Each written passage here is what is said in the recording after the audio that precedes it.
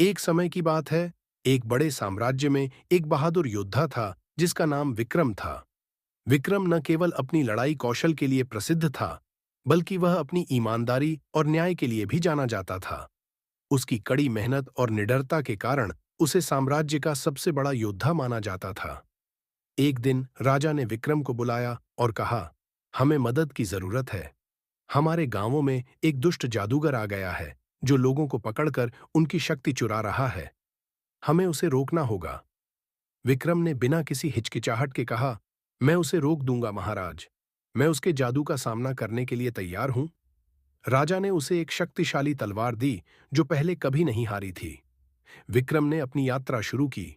वह जंगलों, पहाड़ों और नदियों को पार करते हुए जादूगर के किले तक पहुंच गया। किला भयानक था और वहां जादूगर के सिपाही उसे रोकने के लिए तैयार थे। विक्रम ने अपनी तलवार खींची और सिपाहियों से मुकाबला करना शुरू किया। एक के बाद एक उसने सिपाहियों को हराया। उसकी फुर्ती और कौशल ने सिपाहियों को चौंका दिया। लेकिन जादूगर ने विक्रम की आहट सुन ली थी। उसने एक विशालकाय राक्षस को बुलाया।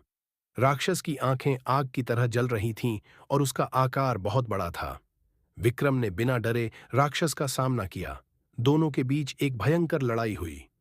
विक्रम ने अपनी तलवार के कौशल से राक्षस के हमलों को रोका और अंततः उसे एक जोरदार वार से धराशायी कर दिया। राक्षस की हार ने जादूगर को भयभीत कर दिया। जादूगर ने अपनी जादुई शक्तियों का उपयोग करते हुए विक्रम पर अंधकार की एक बड़ी लहर छोड़ी, लेकिन विक्रम ने हिम्मत नहीं हारी। उसने अपनी तलवार से जादूगर की ओर बढ़ते हुए कहा, तुम्हारे जादू का कोई असर नहीं होगा। तुम्हें अपने अत्याचारों का सामना करना पड़ेगा। विक्रम ने अपनी पूरी ताकत लगाई और जादूगर की जादुई लहर को काट दिया। एक बड़ा धमाका हुआ और जादूगर की शक्तियां कमजोर होने लगीं।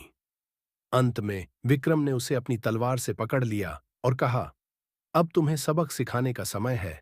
जादूगर ने हार मान ली और अपनी गलतियों के लिए माफी मांगी। विक्रम ने उसे जीवन दान दिया, लेकिन उसे बताया कि उसे अपनी शक्तियों का उपयोग दूसरों की मदद करने के लिए करना होगा।